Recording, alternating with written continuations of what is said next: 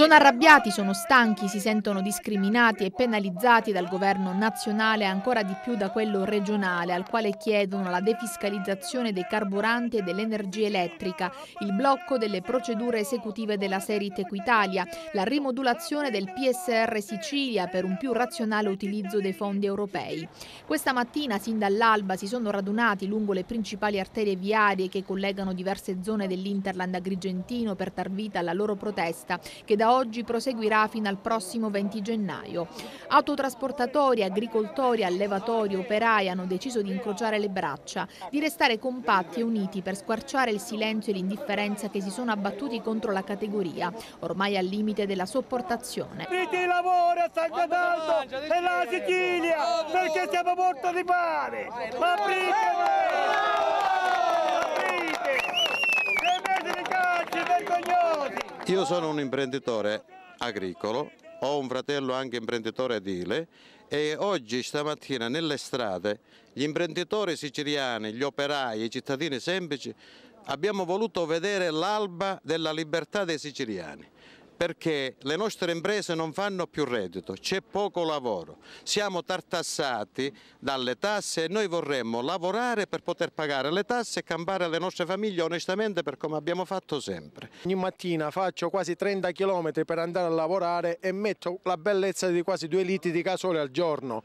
A giro di alcuni mesi questo si sta ritenendo proprio insostenibile. Non si arriva più a fine mese.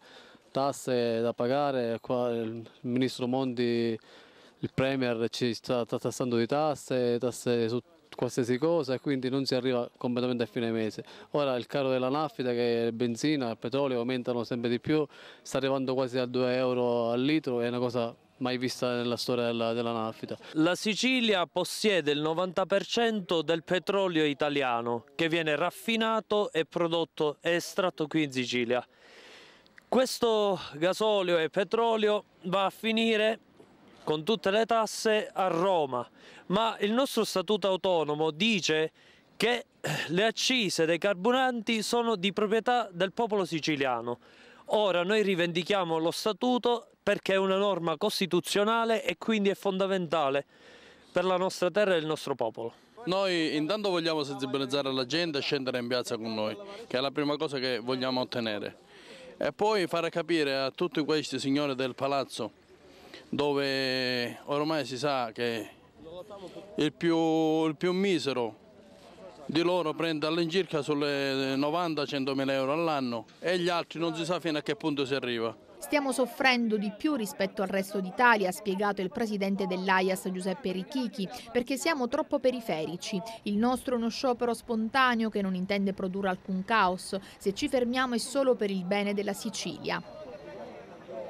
Una protesta, quella degli autotrasportatori e degli agricoltori, tutto sommato pacifica, ma è ovvio che ci sia tanta rabbia, tante le problematiche sollevate, quindi è inevitabile che ci siano anche dei disagi per la gente. Loro hanno le loro ragioni, però purtroppo è un disagio che dobbiamo sorbirci e anche questa è una forma di protesta. Non è certo piacevole rimanere bloccati in mezzo al traffico. Appunto, no. Ma io non so nemmeno cosa sta succedendo, quindi non ho... Protestano gli autotrasportatori e gli agricoltori. Ho capito. Io non so il problema qual è, comunque il fatto che noi veniamo da Messina, abbiamo trovato questo inconveniente già all'inizio dell'autostrada da Messina, però non pensavamo di trovarlo qua. Se questi 5 giorni non dovessero portare ad alcuna soluzione, voi andrete avanti ad oltranza, con danno per voi stessi perché non lavorate ma anche per gli utenti. Noi sappiamo che in Sicilia già ci sono 40 presidi organizzati e concordati con le nostre questure, dove già i camionisti, tutte le categorie produttive che fanno economia reale in Sicilia, abbiamo deciso di bloccare le raffinerie, i porti, per evitare che il nostro petrolio vada al nord, per evitare che le merci di dubbia qualità entrano in Sicilia e vogliamo che si incominciano a consumare i prodotti siciliani.